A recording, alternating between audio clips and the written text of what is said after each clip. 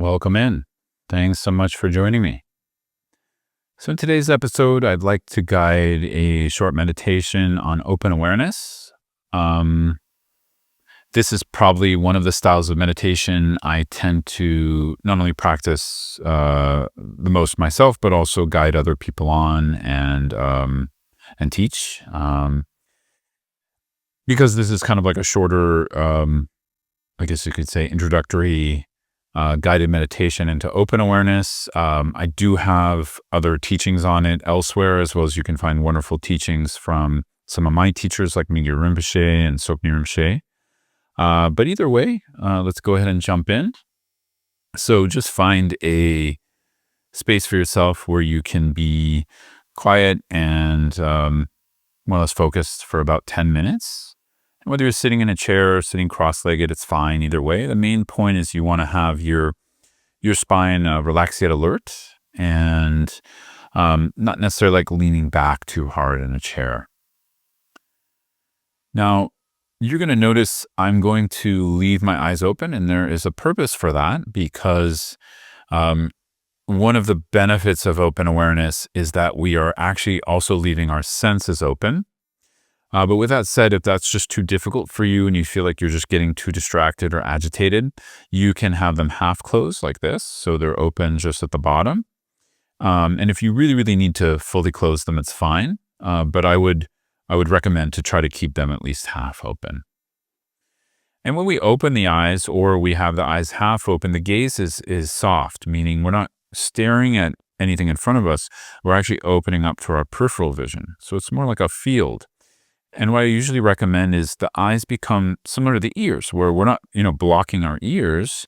They're just open and available to hear. So you don't have to look at something and process it. It's just the eyes are available to what's in front of them. And similarly to our sense of smell, taste, sensation.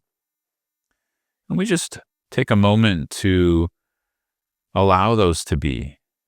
And of course, that's fine if you want to use one of those as an object of meditation for a few moments, the breath, maybe something in front of your visual field, a sound, a sensation. I often usually start just connecting to my feet on the ground or the weight of my body in the seat. Just take a moment to notice that. Maybe it's a little helpful to just start noticing what sounds are around you, what sights, what smells, tastes, sensations, but not overanalyzing them too much. Just, okay, that's there. There's birds, there's cars, there's, I don't know, wind outside of the window.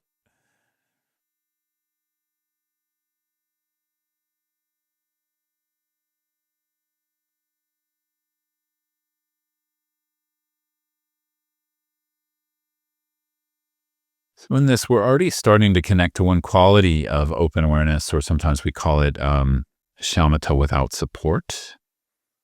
And this is the quality of openness. This is the quality of just being open. We start to set up our mind and attention more as a host rather than a gatherer. So right here, there's effort in the practice, but it's a little bit more effortless in the sense that we are not gathering anything or searching for attainment. We're just simply hosting. At this point, we're hosting our sense perceptions, right? We're hosting our sensory experience. Then in a moment, we're going to host mind. Mind here mainly in the form of clarity, awareness, knowing, and thinking.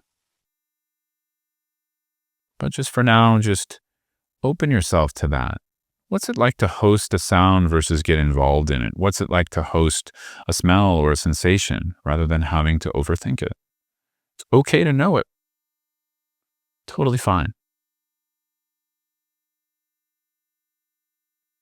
Just be with that.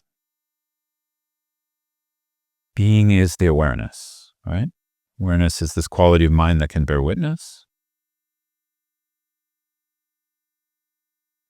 It's a watchfulness. Just be that. But very light touch here, not heavy-handed, right? Just a light touch.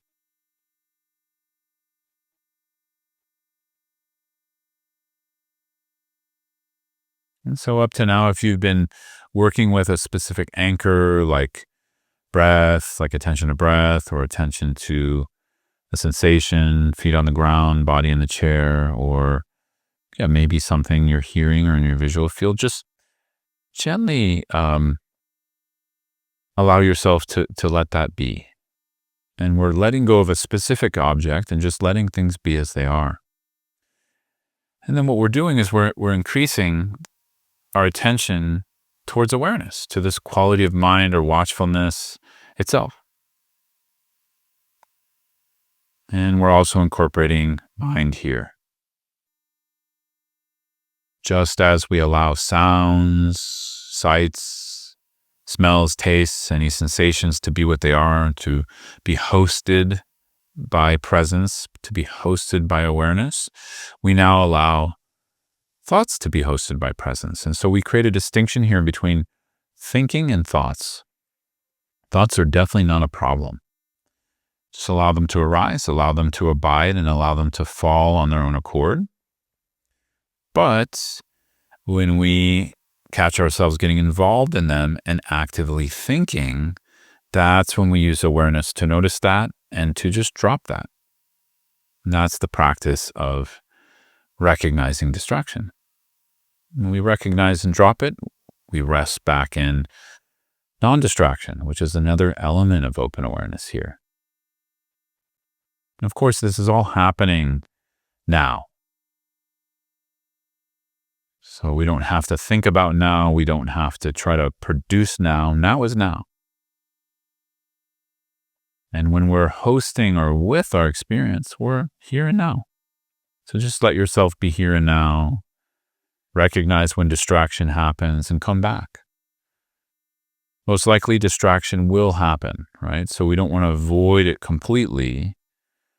Set up a healthy habit with it to recognize it and then drop it. And just be. Open awareness is more about being than doing anything.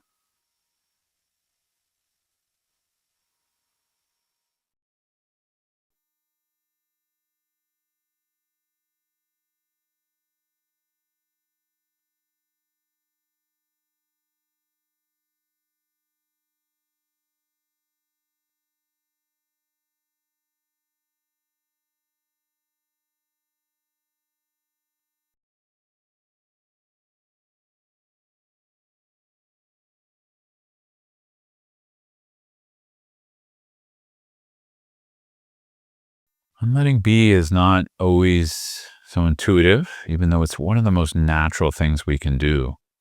So we're practicing it, and we're practicing it through recognizing when we're not able to let something be, when we're getting caught in thought rumination, analyzing something we're perceiving in our senses. We're recognizing that. So the process of recognizing it is also part of the practice. Just recognizing, oh, I got caught there. And then we practice letting it go. Letting it go just means letting go that letting go what we got caught in and letting go that we got caught. Right? We don't want to obsess over that either. Just come back to being present with hosting what's arising through awareness.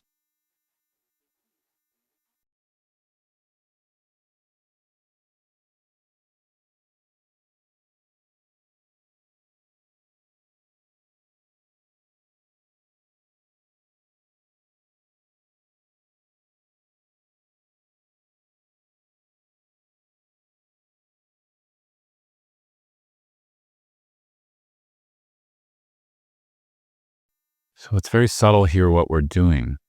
We're encouraging being and recognize when we become distracted and unaware, we come back to being with awareness.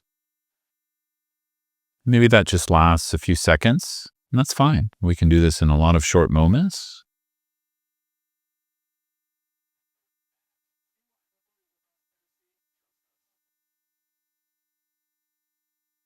And usually what I recommend as we start to shift our practice or, more or less closing it, what I usually recommend is that we don't just completely drop the whole thing, right? Because what we want to do is encourage this type of awareness in the rest of our day. And one of the benefits of keeping our senses open is we can learn to export this off the formal, meditation cushion, so to speak, or chair. So one way to do this is just to start to gently look around or move the body in really gentle ways, but you're just present. There's some volition happening in movement, but there's not a lot of analytical thinking around that. You're not deciding what you're going to do. You're just doing it, and you're being with that decision. You're being with that action, maybe is a better way to put it.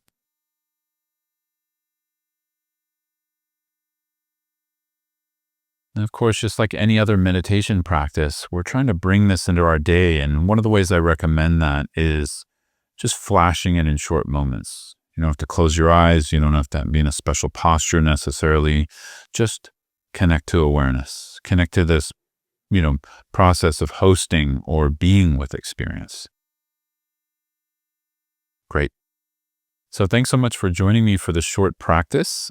As always, if you'd like to know more, you can learn more at scotttusa.com on my website. I do have guided meditations on the website. You can sign up for my newsletter and receive some free guided meditations. I also have lots of blog posts on this. If you're watching on YouTube, there's lots of videos on this. And you can always reach out if you're looking for more mentoring or anything like that. So thanks so much. I really appreciate you taking the time to practice with me.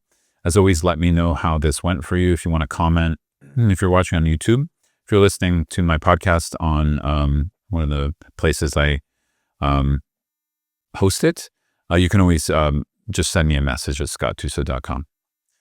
Thanks so much, everyone. Wishing you all the best in your practice. Thanks so much.